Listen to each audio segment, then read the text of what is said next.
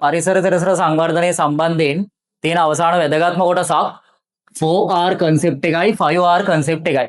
අපේ 5R concept එක තමයි මෙතනින් බලන්න. 5R concept එක. මේ 5R concept එක යටතේ concept පහක් කතා කරනවා. පරිසර තිරසර සංවර්ධනය සම්බන්ධයෙන් පරිසර තිරසර ආරක්ෂණය සම්බන්ධයෙන් වැදගත්ම සංකල්පයක්, වැදගත්ම සංකල්ප පහක්. දැන් ඉස්සරේ ඇත්තටම තිබ්බේ 4R concept එක. ඒකම තමයි දැන් 5R ඇවිල්ලා තියෙන්නේ. මේ concept එක යටතේ ප්‍රශ්නත් අහලා තිබ්බා, ප්‍රශ්න අහනවා. ඒක නිසා මේක මතක තියාගන්න ඕනි. පරිසරය සම්බන්ධයෙන් අවසාන ටික පරිසර තිරසර සංවර්ධනය සම්බන්ධයෙන් තියෙන අවසාන වැදගත්ම කොටසක් 4R concept එකයි 5R concept එකයි.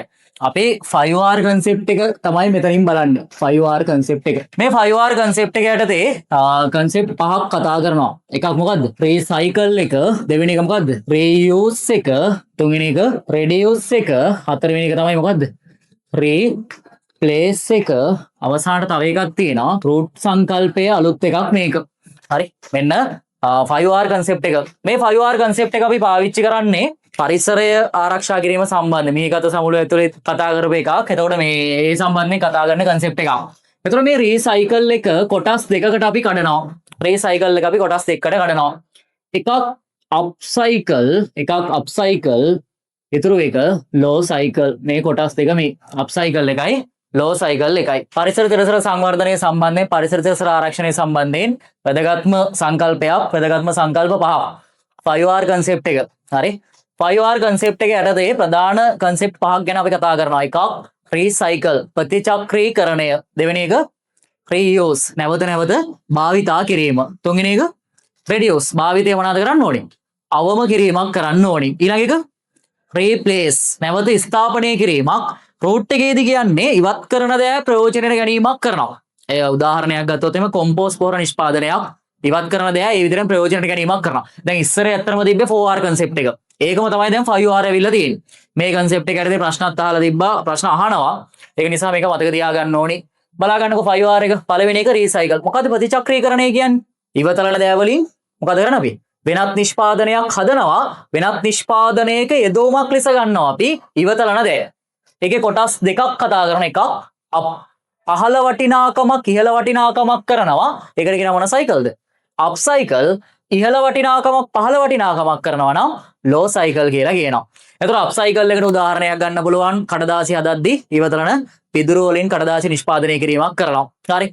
ඊට පස්සේ ලෝ සයිකල් එකට ඉහළ වටිනාකමක් පහළ වටිනාකමක් කරනවා. උදාහරණයක් ජපානයේ වෙන්න පුළුවන්, ලංකාවේ නෑ. ජපානයේ ගත්තොත් එම වාහන ගත්තම වාහන කුඩු කරලා අරලා හරි මොනවා හරි වට තව මොනවා හරි කිමිකල් දාලා හරි මොනවා හරි කරලා යකඩ බවට පත් කරනවා. ඔය පරණ යකඩේ යොමේවත් අරන් යන්නේ. ඒව අරන් ගිහිල්ලා ආපහු යකඩ විදිහට අමුද්‍රව්‍යයක් බවට පත් කරනවා. මතක තියාගන්න රීසයිකල් ප්‍රතිචක්‍රීකරණය අපේ ඉවතලන දේ නැවත ප්‍රයෝජනට ගැනීමක් කරනවා. ඉවත් කරන දේ වෙනත් නිෂ්පාදනයක යෙදවීමක් ලෙස ගන්නවා. ඒ ගද්දී එකක් පහළ වටිනාකමක් ඉහළ වටිනාකමක් කරනවා. පිදුරු වලින් කඩදාසි නිෂ්පාදනය කිරීමක් කරනවා. ඒක සරලව මතක තියාගන්න. ඊට පස්සේ ලෝ සයිකල් ඉහළ වටිනාකමක් පහළ වටිනාකමක්. ඒතර වාහන ගත්තොත් වාහන අරගෙන ඒවා තලල කරලා අරගෙන මොනවා හරි කරලා යකඩ බවට පරිවර්තනය කිරීමක් කරනවා. යකඩ අපිට අමුද්‍රව්‍යයක් නේ. අමුද්‍රව්‍ය බවට පරිවර්තනය කරගන්නේ ඒ ඇවිල්ලා රීසයිකල් එකේ දෙවෙනි කොටස. ඔන්න පළවෙනි 5R concept එකේ පළවෙනි එක රීසයිකල්. දෙවෙනි එක reuse. නැවත නැවත මොනවද කරන්න කියන්නේ? භාවිතා කිරීමක් කරන්න කියනවානේ. ඔයාලට උනත් කරන්න පුළුවන් නේ. ලන්ච් ෂීට් එකක් වෙනකොට ලන්ච් බොක්ස් එකක් යූස් කරන්න පුළුවන් නේ. එහෙම නැත්නම් දැන් වීදුරු බෝතලයක් යූස් කරන්න පුළුවන්. ගෑස් වගේ ගත්තොත් ගෑස් සිලින්ඩර් එකක් නැවත නැවත යූස් කිරීමක් කරනවානේ. එතකොට ලන්ච් බොක්ස් එක භාවිතා කරන එක, වීදුරු බෝතලයක් භාවිතා කරන වතුර බොන්න, ප්ලාස්ටික් බෝතල එකක් වෙනුවට. එතකොට reuse එක. මේ දෙක මොනවාද මේ ඔක්කොගෙම වෙන්නේ? පරිසරයට වෙන හානිය මොනවාද වෙන්නේ? අවම වෙනවා. ඒ සම්බන්ධයෙන් තියෙන concept එක තමයි 5R එක. ඊට පස්සේ තියෙනවා තුන්වෙනි එක reduce. භාවිතය මොනවද කරන්න කියන්නේ මේ? අවම කරන්න කියලා කියනවා. දි รา පත් නොවන දේ. එතකොට පොලිතීන් ප්ලාස්ටික් වගේ දේවල් භාවිතා කරන එක පුළුවන් තරම් මොනවද කරන්න කියන්නේ? අවම කරන්න කියලා reduce එකේදී කියනවා. භාවිතය අවම කිරීම. ඊට පස්සේ replace මේක නම් වෙනව අඩුයි. නැවත ස්ථාපනය. අපි පුනර්ජනනීය සම්පත් ගත්තොත් පුනර්ජනනීය නොවන සම්පත් ගත්තත් උදාහරණයක් ගස් කැපුවොත් ආපහු ගස් හිටවන්න ඕනි. පැල හරි ඒ විදිහට හිටවන්න ඕනි. ඒක වෙන්නේ නැහැ. ඒක ප්‍රායෝගික නෑ. හැබැයි ඒකත් concept එකක්. ඒ ඇවිල්ලා මොකද්ද? replace එක. මේ root සංකල්පයේදී කියන්නේ මේක අලුත් concept එකක් 5R එකේ. එතකොට 3R තියෙනවා, 4R තියෙනවා, 5R තියෙනවා. ඔයාලගේ exam එක ඇතුලේ දැන් ටච් කරන්නේ 5R එක. එතකොට රූට් කන්සෙප්ට් එක ඇතුලේ කියන්නේ දැන් අතනදී අපි කරේ මේ රීසයිකල් එක ඇතුලේ ඉවත් කරන දේවල් ආපහු වෙනත් නිෂ්පාදනයක යොදවමක් විතර ගත්තනේ. මෙතනදී ඒ දේවල් ඒ විදිහටම තියෙනවා. එතනදී කරන්නේ උදාහරණයක් දැන් හිතන්නකෝ කුණු අයින් කරනවනේ අපි ඒවා වෙනම කොහේ හරි දීලා දානවා නැත්නම් කොහේ හරි තැම්පත් කරනවනේ. ඒ තැම්පත් කරාට පස්සෙත් ඒවා කාලයක් තිබ්බත් මොනවද වෙන්නේ ඒවා? පොහොර වෙනවනේ. ඉබේම වෙනවනේ නේ. දිලිර බැක්ටීරියා වගේ ඒවා සම්බන්ධ වෙලා ඒවා පොහොර බවටපත් වෙනවා. ඒක ඉබේම වෙනවා. එතකොට ඒ ඇවිල්ලා මොකද්ද? රූට් කන්සෙප්ට් එක.